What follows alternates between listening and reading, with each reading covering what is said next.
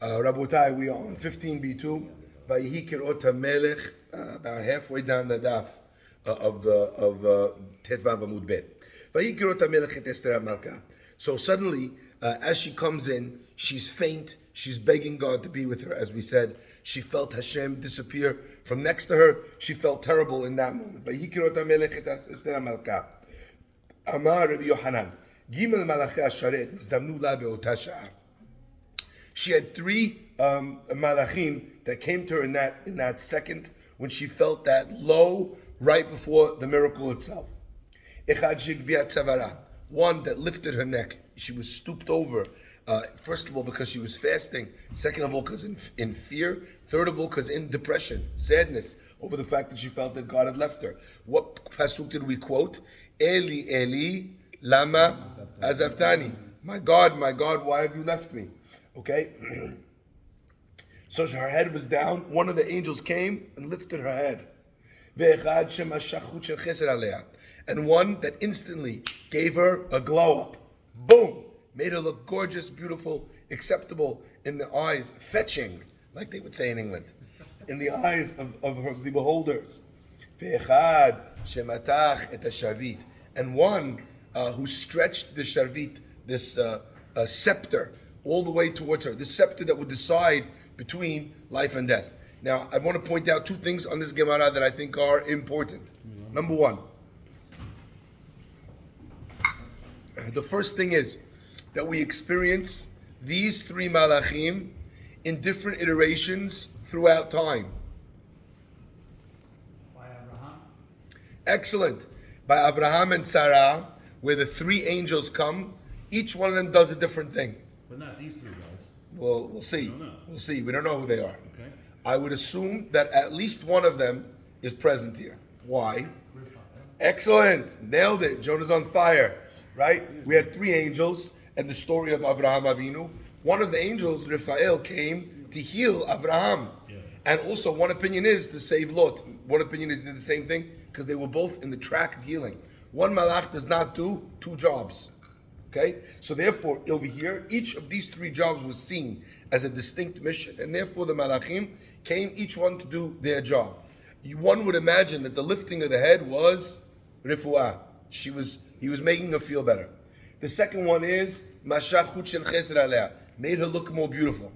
Now, to me, I wanted to share that we saw that one opinion said that Raphael did two jobs.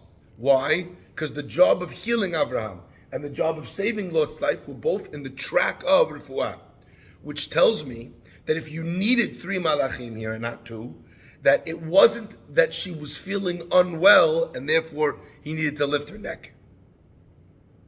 Do you hear that? Because if it was, we wouldn't have needed three. So therefore I gave you three different options. It would seem from the fact that it was required three different angels that the lifting up of her neck was not because she was unwell. Okay? Because then the same malach that was giving her chut shel chesed, right, could have done it. Excuse me. It was for refuah. Because if it was just for aesthetics, to make her look better, then that would be the chut shel chesed malach. That's what I meant to say, Megilla. So it could have been for that. It could have been for depression. It could have been for sadness. But it could not have been. It could not have been just to kind of make her look good, because that was the second malach. So the second malach does that, and the third malach. Mashach, he pulls matach ed sharvit. He stretched the king's scepter towards her. Now the word matach comes from the root of the word in Hebrew, metach. Metach means tension. Okay? Yes. You're a man, high voltage. That. By the way, that in the chat when I wrote getting amped, I had you in mind. He's a specialty electrician. Okay? So what's it called? When you moteach something, when you pull something, what happens? You create more of the tension in the body of the item that you're pulling as you pull. That's why metach and moteach are the same word. So the angel, it says, stretched the scepter of the king towards her. Now, what do we see from that? That without the angel, she might not have actually had a Hashverosh. Is that true? No. Why? Because he put the scepter towards her to say, basically, come here. Okay, so then why did he need to stretch it? Because she was afraid. What do you mean she was afraid? She was afraid to approach him to begin with. Hold on. What's the purpose of the scepter? We know that if the person comes in, if the king kind of lifts the scepter to you, then you live. If not, you die. Heke heke. Okay? What's the guy's name? Maximus something. Yeah? So, yes, no. The malach never came in any case before. The malach never came in any case since. That means if this was the mechanism by which he decided to come in, not come in, it didn't need to stretch. Was it a point? Right, that's what I said. So there's no point in stretching it. Maybe in her weakened state, she needed it to be more obvious for her Possibly. to see it. Possibly, maybe, or in her frightened state, right? Maybe. But the reason why I'm saying this is because you see here the first two miracles, one would assume were necessary. The last miracle was a lux item. It was a VIP package.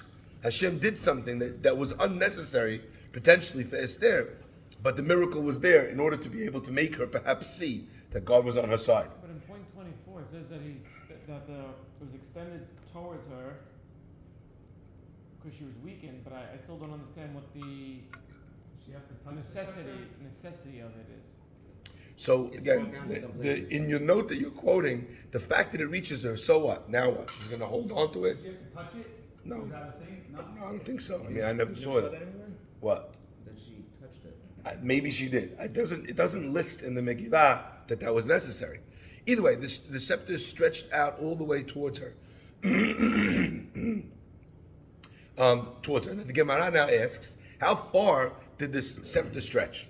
The Gemara now says, So it doesn't end up saying that he got Esther Rosh Hashanah. yes. But the question is, that Vatiga Esther Rosh Hashanah, why was that necessary? This is the way they would do in order to come in. And so you I'm asking you a different question. I'm asking you a different question. I'm asking you that if Hakadosh Baruch Hu sent an angel and the angel gives her the strength to lift her neck, let the angel give her the strength to walk so she doesn't need the scepter to come to her. It seems like an unnecessary miracle. Question, Rabbi. I'm asking, the first two miracles are necessary for the story.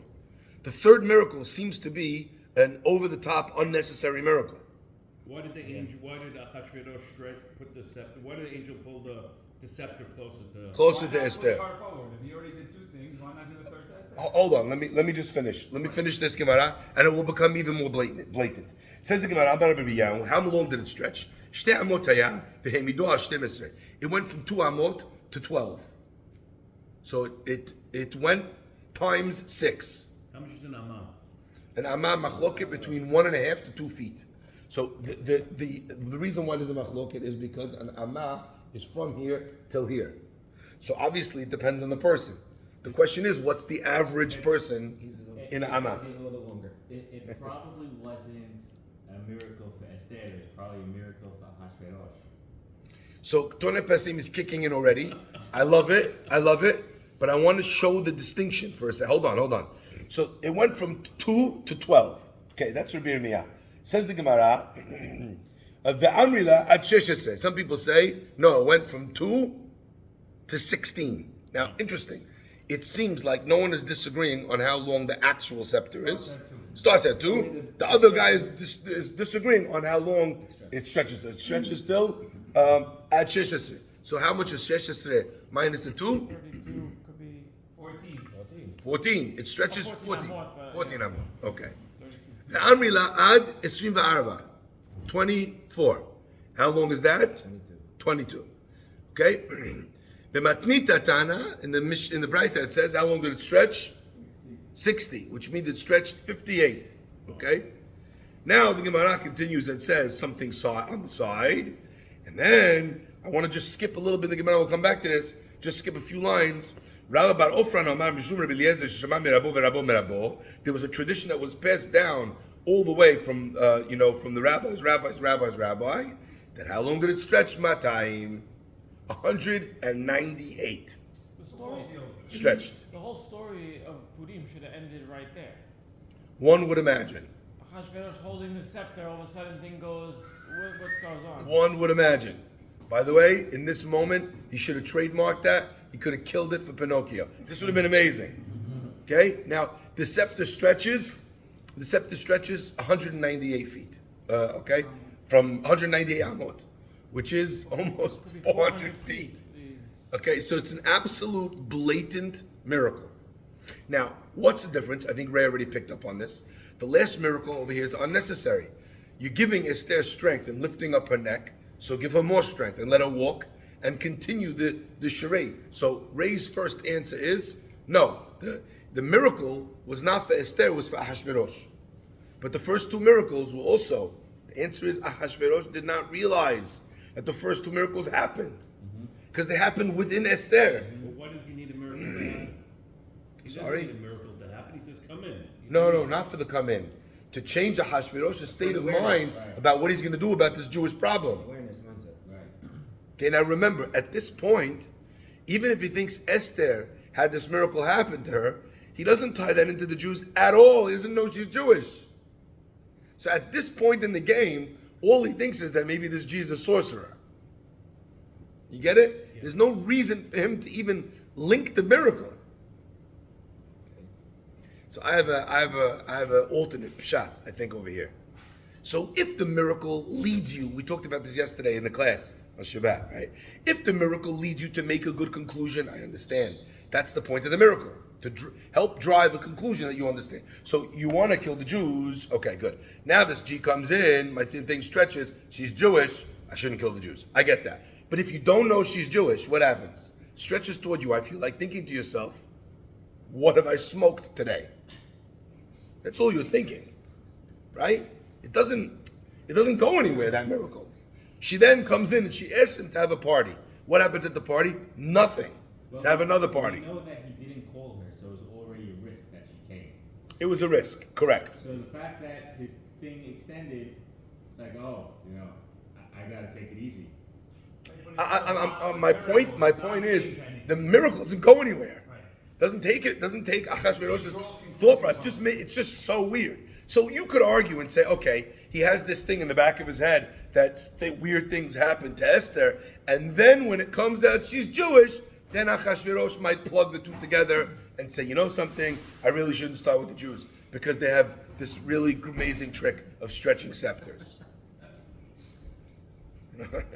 By the way, that would be a sick thing to have if you were in a joust. I'm just going to put that out there. Agreed. The other guy's charging towards you, you don't even leave. Boom, knocks him right off. Other than that, I don't know what this does, okay? So the answer, I think, is very powerful. I think the answer is that it was not that he thought that something miraculous happened to Esther. The point of this miracle was that Achashverosh should begin to doubt that things are the way he sees them. You got me? That's deep. To doubt his vision. That's very deep. Isn't that unbelievable? Because what happens that night? She invites him for the party. That night is the night of the dream. Now Achashverosh is already doubting, maybe I don't see things correctly. I saw the weirdest thing today. That didn't happen. Correct? Yeah, you understand? And now Haman comes, his most trusted advisor. He already is in this psychotic state where everything that I think is right is wrong. And he rewards Mordecai, who's part of the Jewish nation that he wants to kill. And he takes his most trusted advisor and he demotes him to lead the horse. Isn't that a beautiful pshat? And that's why the miracle was necessary. And that's why the miracle had to be external and not internal to Esther. Let's continue. Let's go back to where we left off. By the way, I looked at there's a Maharal. If anyone wants, I can cut it and paste it to you. There's a Maharal in Or Hadash. They bring in the notes that goes through each of these numbers. Okay, in the sugya that comes later. Each of these numbers means something else. In terms of the stretching of the Yeah. Yeah. Why? Oh, this guy says 12. You know what? 16. No, what? 60. No. 200. What the heck? Were they just arguing over what it was? Yeah. My first instinct, if I must tell you, was that it was a barometer to teach us, to show us how weak Esther was in that moment. The longer it stretched, the less power she has, the more miraculous it is that Achashverosh desires her in that weakened state. 400 feet She's, away. and she can't move, she can't walk. They can't even see her. He's like getting Hamyan because she can't, like, go to the hospital, Rohi. Don't come here. But he doesn't see that. Sorry? He doesn't see that. No, but that's my point. The Gemara is saying if it needed to stretch 200 amot, the miracle of covering that up is a greater miracle. Okay? And if the point of the Megillah is to drive home the miracle, so the more we can show that, and each one has to come up with a makor that backs up his number. Okay, let's continue. The Gemara says, where else do we find this opinion of 60 amot? Where else do we find this idea of something stretching? Paro's daughter, when she goes down to the Yam Suf, machloket, if she went to bathe or if she went to convert. Okay? So she goes down to the water, she sees the basket that has baby Moshe in it, and what does she do? She stretches out her arm. Says the pasuk, right? Shedishtarviva yada amata amot harbe. It's stretched. You also find it with the teeth of the Rishaim. That you broke the teeth of the wicked. Don't read that you broke the teeth of the Rishaim. Ela shirivavta, that you extended them. One of the commentators explains that this refers to Og Melech HaBashan, who was this unbelievable, powerful warrior, and HaKadosh Baruch Hu made a mountain descend that he held over his head to destroy the Jewish people. It descended on his head, and in that minute, when it descended on his head, God took his, what are these ones? Incisors. And he made them grow into the mountain, so he could not pull it off of his head, and then they struck him and they killed him. Okay?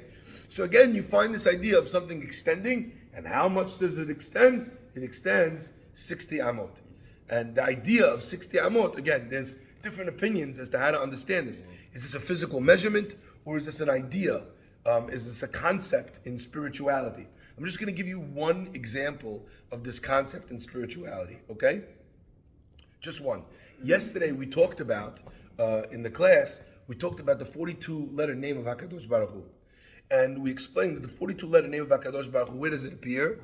It's in the initial letters of each word in the Ana Bekoach. So Ana Bekoach Gidlati V'necha Tetzura, that's 6 letters. The first letter of each word is 6 letters. And then at the end in the Sidur, you see it when you read Kriyat Shema Lamita or in the Omer, you see Aleph, Bet, Gimel, pause, Yud, Taf, Sadi. Okay? All of those letters together, 6 letters times 7 days is 42 letters. Is that clear? Mm-hmm. That is the 42-letter name of God, all of those letters arranged in the proper way. Now, the idea that 42 is divided into 7 levels of 6 is not by accident. That the idea of the 42-letter name of God is divided into measures of 6, times by 7 days. The Maharal explains this idea, that what does this mean? It means that there are 6 parts of the world. There's the 4 directions, and there's up and down in the earth, which means the atmosphere, the upper part of the earth, and as well, the lower part of the earth down to the core. We just discovered in the news only recently that there's more water in the core of the earth than there is in all of the oceans. Did you read about that? Mm-hmm. It was in the newspaper a few weeks ago. Remarkable stuff. So all of a sudden we're figuring out, first we think it's molten lava, then we think it's, tectonic plates, obviously depending on where it is on the strata, but that there's this tremendous amount of liquid. And it's wild because you're reading this, and then you suddenly understand that when the Pesukim tell you in Noach that God opened up the Tehom Rabbah, and that would be enough to flood the world. Imagine if you released on this planet the waters of the deep. No one knows what that is. You're thinking Mariana Trench. 3,500 years later, we find out, no, not the deep. The deep. Not where submarines sink in the Titanic. The deep in the core of the earth. Niftechu mayanot tehom. And that immediately flooded the entire earth, as well it would. My friends, according to this, what we're seeing is that the name of God is subdivided into the segmentation of the 4 directions of the earth, up and down, and divided by the 7 days of creation. Because we call them Shiv'at Yemei Bereshit. Big question as to how we count Shabbat as part of the Yemei Bereshit, but we know that the idea is called the 7 days of creation. So that means that there must have been something that was created on Shabbat. Some opinions hold that what was created on Shabbat is the concept of Menucha, and minucha is a creation. What is minucha? Just minucha means to rest.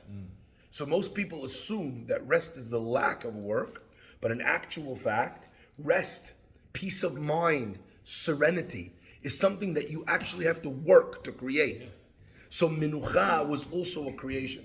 How is that understood in the physical world? As an example, in physics, there's an idea that an object in motion will stay in motion. That's one of the most basic rules of physics. However, in the process of atoms and molecules, there's things that can only occur when those things come to rest. That means that the concept of inertia is also something that had to be created, because an object in motion would stay in motion. The idea of the law of transference of mass and energy means that objects are constantly in fluctuation. They are either a fuel source or burned into power, changing from mass into energy. What that means is there ever a moment that something stops and nothing is happening? That had to be a specific creation. And in a certain sense, that's the element of the name of HaKadosh Baruch Hu, Shin Daled Yud, which means She'amar le'olamo dai. He said to the world, enough, stop. The cessation of existence needed to be created after existence was put in motion. But it doesn't really stop. Sorry? The world doesn't stop. On some elements it does. In some elements it does. I just read a fascinating article, thank you Nathan Lowe for that, on the incredible efficiency of photosynthesis. Something that we have not achieved through all of science is complete 100% efficiency in anything. And because there's always something that's lost. And in photosynthesis, there is an element of complete efficiency that every single ounce, so to speak, of energy that is collected by the plant from the sun is transferred into energy. It's completely lossless. We cannot create that. If in order to create that, we need to change all different external stimuli. We need to change the temperature. We need to change the state of the molecules. But as an example, in the process of photosynthesis, there are elements where that happens. Wow. So again, there's many different times where we'll see this concept. The idea of quarks, as an example, in quantum mechanics, the way I understand it, is also, in a certain sense, a part of this concept of minucha. What's quarks? Again, not to get into it for today, but the idea that that a particle can exist in two locations at once, right? I believe as well that part of the theory of part of Schrodinger's cat theory is also built on this process, on the cessation of how an object changes based upon a person's understanding or recognition of that object, right? Is also, I believe, in a certain sense connected to the concept of Shabbat. Either way, you use Schrodinger's cat, yes? Something is simultaneously dead and alive? No, but I remember being told I was going to get my face slapped until like next Tuesday. Right, that an object, the cat can both be dead and alive until it's observed. That means that until the moment of observation, it is both things. Now, most of us think that's because you don't know what it is. Right. But they were able to prove in quantum mechanics that that's not true. That actually, the atom is two things until it's observed. And at the moment of observation, it becomes one thing. And it stops being in two places. So as an example, that is, I believe, an element of the concept of Shabbat. But we'll talk more about it another time. Either way, well, probably not. Either way, the point is, so what are we looking at over here? We're looking at, as an example, the first opinion said that the stretching of the staff represented 12. It was 2 elements of 6. And again, not to get too far into it, but each one is trying to explain the nature of the miracle. You get it? Mm-hmm. So the second opinion is going to say, no, it's not 12, it's 16. It's 14. Why? Because it's 2 elements of 7. So how do you slice this tomato? Is it from the element of the 7 days of creation? Is it from the part of the 7 heavens, effectively, the 7 levels of heaven? Is it coming from there, or is it coming from the elements of on earth? Is it a physical or spiritual miracle? So it's a very, very deep stuff going on over here. Each one it's not just a random crapshoot in numbers, okay? Let's carry on.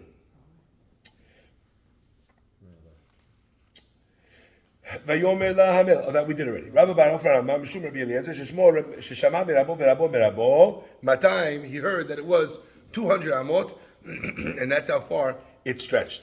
Says the Gemara. Vayomer la hamelech. The king said to Esther Malacha Esther Malka, what do you want, Esther?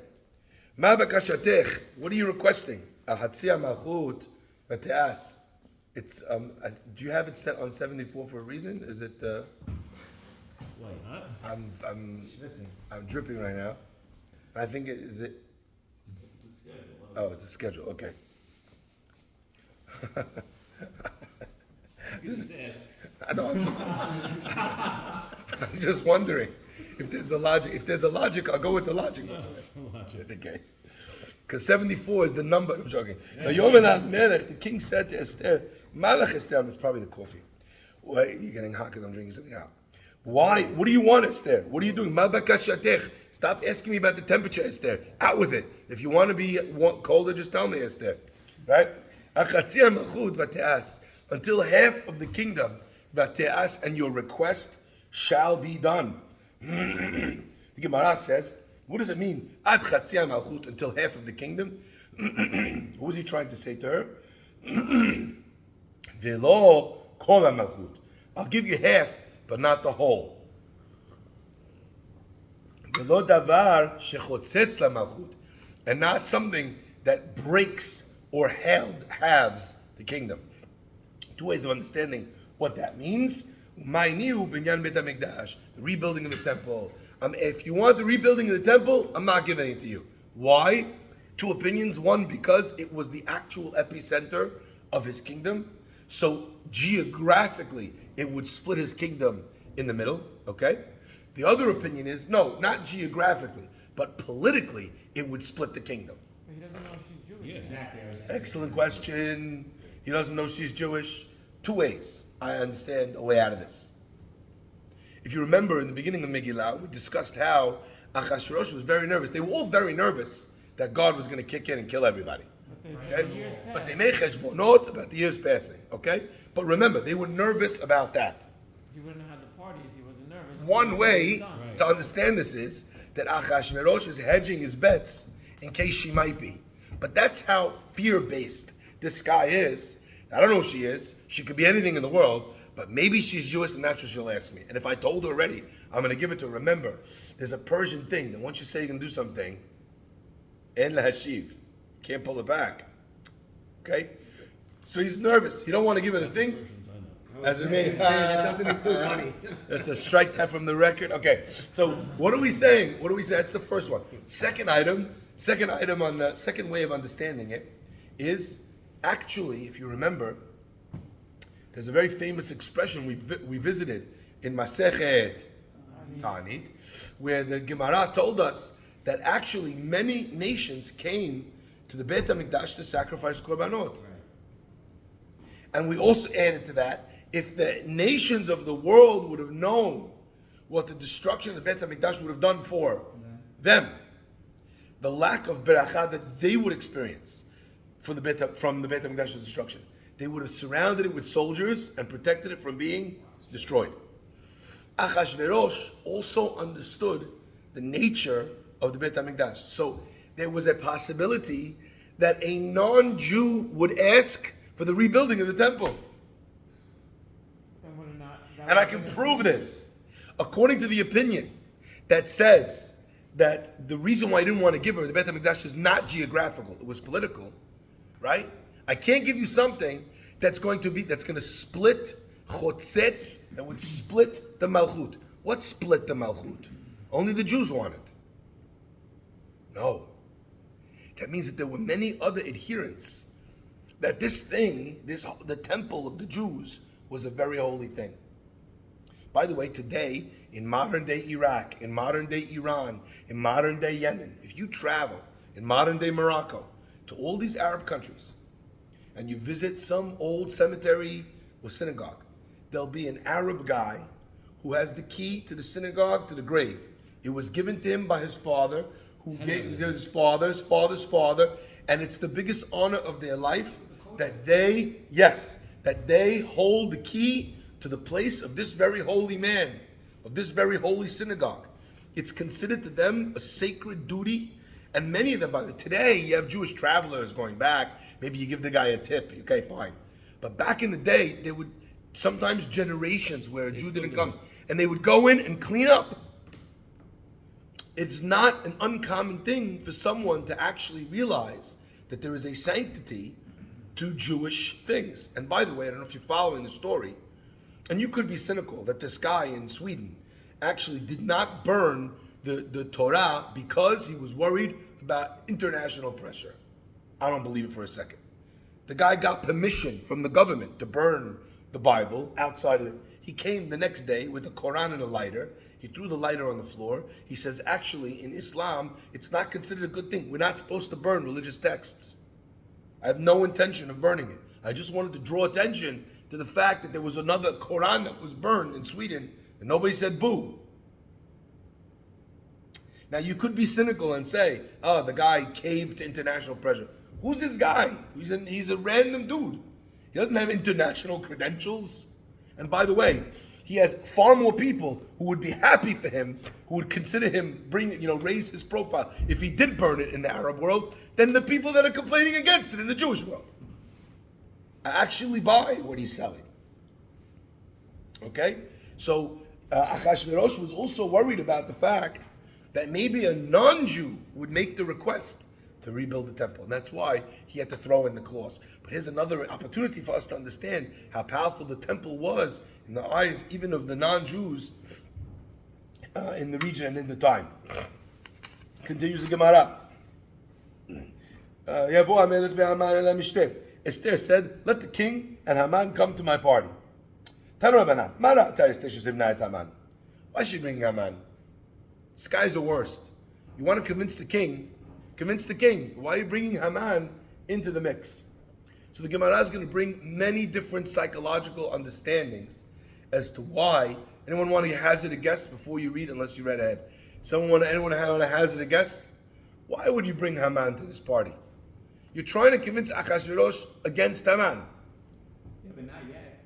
Sorry? She didn't convince him of anything yet. No, but the point of this party and the next one Yeah. is to convince Achashverosh not to listen to Haman.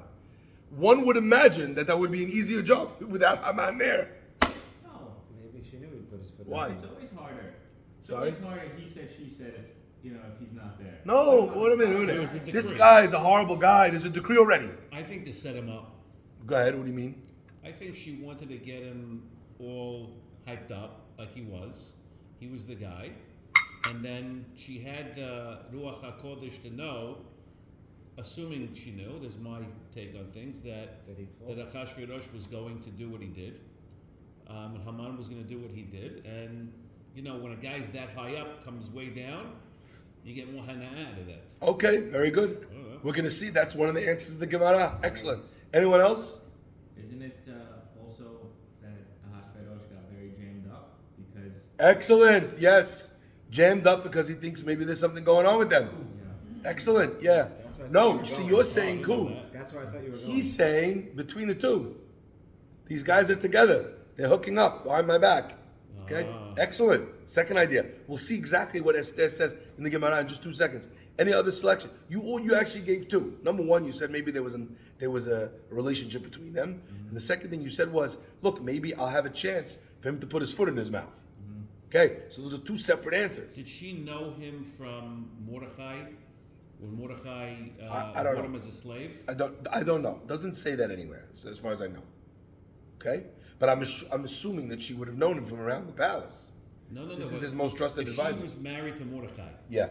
and he was Mordechai's slave. Not in the present. In his past, in Mordecai's past. Yeah, when did she marry Mordechai? This is much longer. Okay. Right? Obviously, she did not know him, Morris. Because then Haman would have known that she was Jewish. Got it. Okay? But she turned green. But she turned green. Maybe that was, yeah. He's like, I once knew someone who was a normal color. It looked just like you. Okay. Says the Gemara. Rabbi Eliezer Omer. Pachim tamenalo. She set a trap. Shneimar yihi shulchanam lifnehem lepach. Let the table be in front of them for a trap. What are you doing here? You put the guy at ease. You get him lunch. You sit him down. You have a couple of drinks. And when the guy thinks you're on his side, that's when you strike. So number one, she knew that Haman was a very persuasive, very powerful man. So the only way she's going to get him is if she gets him off balance. The way to get him off balance is to do something that he was not expecting. She learned this from her history, not from her parents' home. We said she didn't have a parents' home. Bet Avia Lamda. She learned in conversation with all the children about the words of Torah. That's called Bet Avia. The pasuk says, "Imra'ev zonacha achileu lechem." If your enemy is hungry, give him food to eat. So, Friends close, but your enemies closer. excellent. Now, the idea, by the way, of giving your enemy food to eat, what does that accomplish? I want to share with you something wild. Softens them up. Good, that's one idea. So you're kind to them. That maybe again it means back that they're not going to be able to. Yaakov and Esav. Yaakov and Esav sending him a gift. Very good. Okay. There's a real concept now that if you're negotiating, you eat something with someone, you break bread. They're at ease internally. Yeah, you've created a connection with the person. It's also But good. they're calmer, and then you can actually achieve more in that as opposed to if the table was empty and you're negotiating with someone versus if they're Absolutely. There's also something that they teach in the deal. Always give the person something, anything. Force them to take something from you. Because at that point, you've tipped the balances, you've already given him something. And there's a subconscious indebtedness that the person has, you already gave him something. Isn't that wild? It's a negotiating tactic. Give the guy a Coca-Cola, whatever it is. My friends, I want to just add one last thing. Wild idea. We know that one of the strangest practices in Judaism is on Yom Kippur, when we take the two goats, we give one La Hashem and one La Azazel. We understand the one La Hashem, it's a korban in the Beit HaMikdash. What's the other one? Take it to the desert, go to a cliff, push the goat off a cliff. What is that? What is that? What is that? Never heard that. It's in the Pesukim. It's the part of Yom Kippur everyone's like moody, like, you know what I mean, in shul. It's the avodah. That's called the seir la Azazel. The goat that's brought to Azazel. Yeah. What are we doing? The Ramban writes cryptically, or a Haim also, that is a gift to the Satan, to the Sitra Achra, to the other side. This was alone. Why? What? Ramban's wild. That's wild. It's like avodah zarah. You're telling me there's another power that you're placating here? Right? Wow. The heck does that mean? All the commentators go nuts. This wasn't you're repeating an idea that someone said, or you're repeating what? The fact that the goat gets pushed off the cliff, that's a pasuk. Okay. I understand. What's the logic for that? The Ramban tells us that we're giving the Satan Oh, so this comes a gift. This comes from the Ramban. What the heck does that mean? Okay. The commentators explain, the Shem Yishmuel notably writes, he says that what we're doing is that you're taking the Sitra Achara and you're dictating a change of status and relationship. You eat by my liege. I'm the one that feeds you. Who's saying this? The power dynamic, the Shem Yishmuel explains in Ramban, that the feeding of the Satan on this day, so to speak, is to be able to change the relationship between a person and the Yetzer Hara and the Satan, the Malach HaMavet. You become the host, he's the guest. You're the one in charge, because Yom Kippur is you're relinquishing, you're forcing the Satan to relinquish his hold on you. How do you do that? By becoming the master over your slave. Yes. And the process of feeding him is the shift in the balance of power. That's heavy. Yeah. Now you look back over here and you understand, Esther understood that in order to revert, Esther was looking at the situation. It's crazy. The slave, Haman, had become the master. How do you change the master-slave relationship? Bring him to the table, feed him. Isn't that wild? That's heavy. Okay, let's continue. Hadush. Let's go. That's an amazing one. The Gemara continues. And the Gemara says, Rabbi Meir says, if Haman gets wind, maybe he'll lead a rebellion. And at this point in time, he's so powerful and he's so popular coming off of the let's kill Jews edict, right? That she was worried he would be able to overthrow the king. So she needed him there, not outside able to rabble rouse. Says the Gemara. Rabbi Yehuda Omer. Rabbi Yehuda says, "Kedei shelo yakiru ba shehi Yehudit." He should not realize that she's Jewish. What does that mean? Why would he realize that she's Jewish? You can see all the Jews fasting outside. If he wasn't with them, Yeah, but he was would out. see everything that was going Besides on. for that part of the party, he was out amongst the street. We know he was leading Mordechai 5 minutes before. He didn't even have time to change the guy. So what's going on? Yeah, Say that again. He was leading Mordechai right before the banquet. before the second banquet. That means that So he had chara on him from the on when he goes to the second banquet, yeah, yeah. Really? When he goes to the second Wow, party. Ahasuerus has to go outside. It smells so bad. Now, hold on 1 second. Yeah, okay. You're not supposed to have wine, seudah, with a goy. Maybe if she's Jewish and whatever, Ahasuerus, your husband's a goy. she's still there. I don't know what else would what else would tip him off. I don't know. So I want to share. I think this is beautiful. It's not. What does it mean, Kedei shelo yakiru, that you shouldn't know that she's Jewish? We're not understanding how much Haman and Achashverosh's bromance was, to the point they always hung out together. If Achashverosh is at a party and Haman's not there, there's a reason why Haman's not there. How do I know this? The guy comes over after bedtime. Who's in the garden? Haman's coming. Why is Achashverosh sleeping? Because it's late. Why is Haman coming? Because he comes whenever the bloody hell he wants. That's Haman's relationship with the palace. You're having a party and I'm not there? What kind of party is it? You know, Haman comes into the party. Shamati she'osim po mit, right? I heard they're making a party without me. What's happening? That would have been a tip-off that the only reason possible for that is that she doesn't want me there. Why would she not want me there? Everybody loves me. There's only one people that don't love me. The Jews. Wow.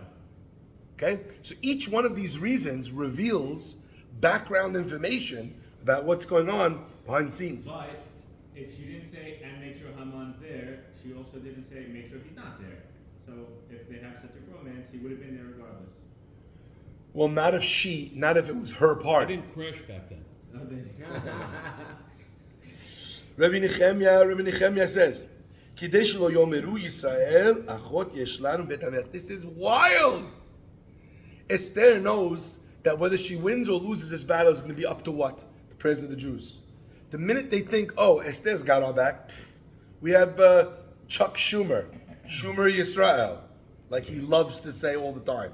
God bless him. Most of the things that he does don't benefit Jews. Okay? So I want to make this important.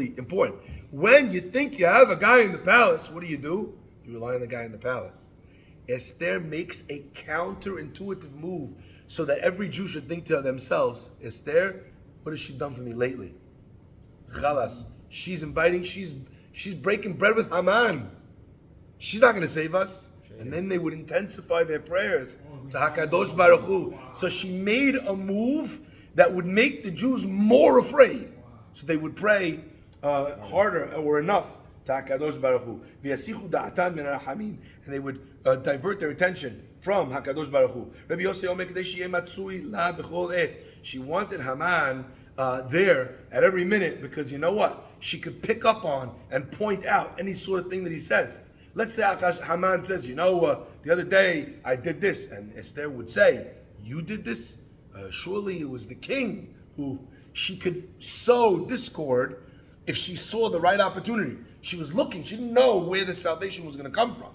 She was looking for the right moment. So she wanted him there so that he could potentially, like you said, put his foot in his mouth. Rabbi Shimon ben Menashe Omer. Shimon ben Menashe says, Ulai yagish hamakom v'ya'aseh lanu nes. The humility of having a tzaddiket need to bend herself to in front of this rasha would arouse heavenly anger. Where else do we find this idea? When you bury someone in the ground, how do you bury someone? With no clothes. You bury them in tachrichim. Everyone gets buried in the same shrouds, except for someone who's been murdered. If someone's been murdered, you bury them in their clothes with their shoes on. Why?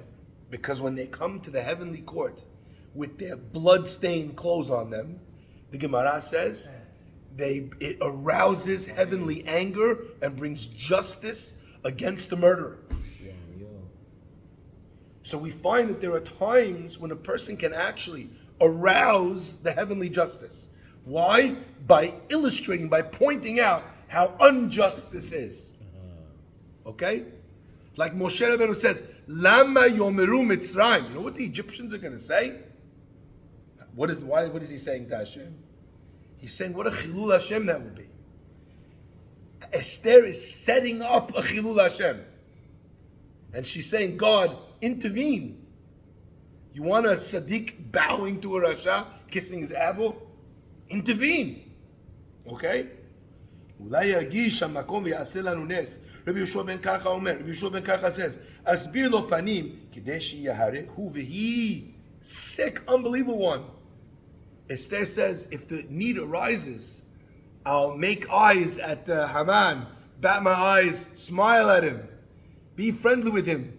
And the king will think that there's something between us, and he'll kill the both of us.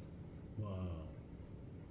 Which kills the decree. Kills the decree. Now, by the way, according to this opinion, do you remember when she says, I'm going into the king, Kasher avadati, I'm done. She says, I'm going to go into the king, Kasher avadati. And you know what? I'm going to die. If I'm lost, I'm lost.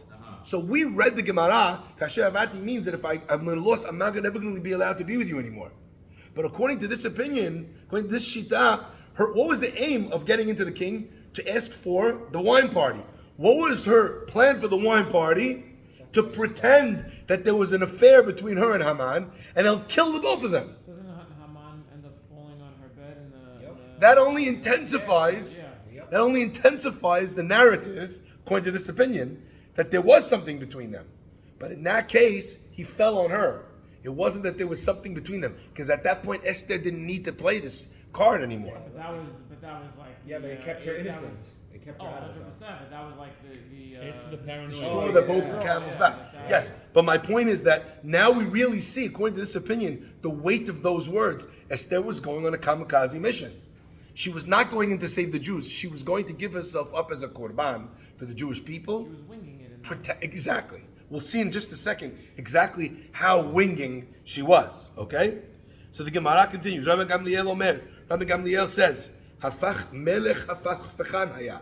This king, he was hofech, hafech. He would go one way, other way, back, forth. So she wanted Haman there, because this guy, he was such a go by the gut type of a fellow, that if in the moment she got him angry enough at Haman with any possible solution, he would kill him on the spot. And by the way, what happened? Exactly that. He doesn't wait 2 minutes. He doesn't convene. He doesn't ask for the other 7, the people to come in like he asked in the beginning of Megillah. Now he's gone full, complete, based on his gut. So she knows if he's there, if he's not there, what will happen? Achashverosh will calm down. Where do we find that? He kills Vashti, and then how does he feel? Sad. He regrets that he killed Vashti. Esther knew that if she could fire him up to kill Haman, but then, time would pass, he might change his mind, and then he'll be like, nah, forget it. Okay? So therefore, she wanted Haman there so that he could be immediately killed. Amar Rabbi Gamliel. Rabbi Gamliel said, "Adayin tzrichin anu limoda'eh." Now we had all these reasons, right? We still need to go back to what Rabbi Eliezer Hamodai taught us. The Tanya, Rabbi Eliezer said in the Braita, Rabbi Eliezer Hamodai Omer, Kin'atu b'melech, kin'atu b'sarim. She understood the nature of politics. And she knew if she invited Haman, Achashverosh would think, why is she inviting this guy? She had to make a special invitation. Go back to, who said it earlier? Someone said, right, if she didn't invite him and they had such a bromance, he would just come. Yeah. But he wouldn't be invited. If he just crashed, he's a crasher. But she invited him. So it got the king jealous that she specifically invited him. But she also, kinato b'sarim, she also created an inequality between him and all the other ministers. So she was trying to turn not just the king against Haman, but also all the other ministers against Haman. So So it only was the two of them were invited? only the two of them, nobody else. Oh, that's crazy. Right? It's not a Okay. party. Exactly. It's a triangle. Let's carry on. Gemara says, Rabba says, here we come back to Morris's reason. Lifnei shever gaon. The pasuk tells us, it's the pasuk I quoted, by the way, in the second class in Matot this past week. Ups and downs. Lifnei shever gaon. Before the break, before the downfall, comes gaon, comes arrogance. Abaye v'Rava Amitavayo Abaye and Rava both say, Bechumam ashit et mishtehem. When someone is hot, when someone is excited, when someone is that, what do? I bring the wine. She looked back in history and remembered that there was another party that caused this disastrous thing to happen in the party of Belshazzar when he dies the night that there's a wine party. So therefore she thought, you know what? Let me make this wine party and I'll be able to get rid not just of Haman, but even of Achashverosh. Because who died in Belshazzar, in the story of Belshazzar? Not just any specific minister, but the king himself. So she hoped that at this wine party, she'd be able to get the both of them destroyed.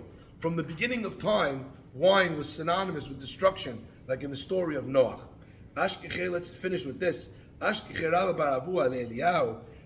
Rabba bar Avua, he met Eliyahu Hanavi. I always wondered, by the way, the Gemara is littered with times that great tzaddikim met Eliyahu Hanavi. And each time, the tzaddikim, what would they do when they had this audience with Eliyahu? They didn't take a selfie. They asked Eliyahu Hanavi a question. I always wondered if I met Eliyahu Hanavi, what would I ask him? Isn't that a great question to think about? It's a good question for the Friday night dinner table. I think I would ask him, I said on Shabbat, it takes 3 words to make a Syrian woman happy. I love you. Or here's my card. It takes 2 words to make a Syrian man happy. Yehi Shem or Kol Ram. Either of those 2 words, Shtabach Shemo, the guy is laughing the best day of his life. Okay? So I would ask Eliyahu why we love that so much. But there's many different questions a person can ask Eliyahu. Rabba bar Avua asked Eliyahu Hanavi, what did she see? Of all the things, Amar Le, he said, Keman Chazia Esther. According to which one of these opinions did Esther think, you know what, I should make this plan and invite Haman? Amar Le, Eliyahu Hanavi told her, the truth is, Kechulu Tanai uKechulu Amorai. Esther considered every one of those reasons of the Tanaim and every one of the reasons of the Amoraim that we just said. Everything was within Esther's cheshbon. Now, I was wondering to myself, that is a super random question to choose. Right? What do you think? Very. Isn't that a super random question to choose? Not unless he was into it. Even if. So I'm going to leave you with that question. Of all the questions you could ask Eliyahu, Eliyahu Hanavi says, Esther thought of all of these. Okay. Why, if she thought of all of these, why is he asking her this question? Why is he asking Eliyahu one of these? I would ask Eliyahu, when's Mashiach coming? Yeah. You know, tell me the secret name of God. I don't know. So you're saying, I have a question What do we need on to do? Gemara Megillah, Daf Tet Vav Amud Bet. why, and the question is, why did he What? invite it? Why did she? No, the question is, he asks Eliyahu, who's right? What's the real reason? What's the real All the reason? different What's the real opinions. reason? I Do you have an explanation? I have Joe? an answer, I think, but I'll leave it to you if you agree with it. Rabbi Bar Avua lived in Galut. Rabbi Bar Avua wanted to understand if Esther was a prophetess, what does a person in Galut who has to deal with monarchies, with anti-Semitism, which of these ideas is prime position to be able to think about when you're making this decision? So in other words, if you have a Rasha, what do? Do you kamikaze him? As a leader of the Jewish people, Rabbi Bar Avua wanted to know, how do you bring down an anti-Semite in your generation? Okay. He's getting advice. Do you kill yourself with him? Very interesting. Right, that's my answer. That's deep. Right, that's my answer. That's my answer. That's a good answer. Is that what you do? Or do you try and strategize? Or do you try and beg HaKadosh Baruch Hu by humiliating yourself in front of the Rasha? Or do you get the Jewish people to pray? Each one of these effectively is a way of Another strategy. of reacting. Wow. So he's asking, Esther was this leader that affected such a salvation to the Jewish people. If I'm a leader in my generation, how do I deal with this? What's the right way to go? And you know what he answers? A Jew needs to be on his toes always, because there's always any one of these reasons, and all of these reasons have to be part of the way you think. And where do we find this? Gemara tells us that when Yaakov met Esav, he prepared to meet Esav with three things: with tefillah, with prayer; with doron, with presents; and with milchama. That means that he had three, which were three contradictory approaches. One was frontal war. One is placating the guy by giving him gifts, the opposite of war. One is praying to Hashem, taking it out of the physical realm completely and spiritual. And which one does Yaakov choose? All of them. And that was the answer of Eliyahu Hanavi. Baruch Hanei Le'olam.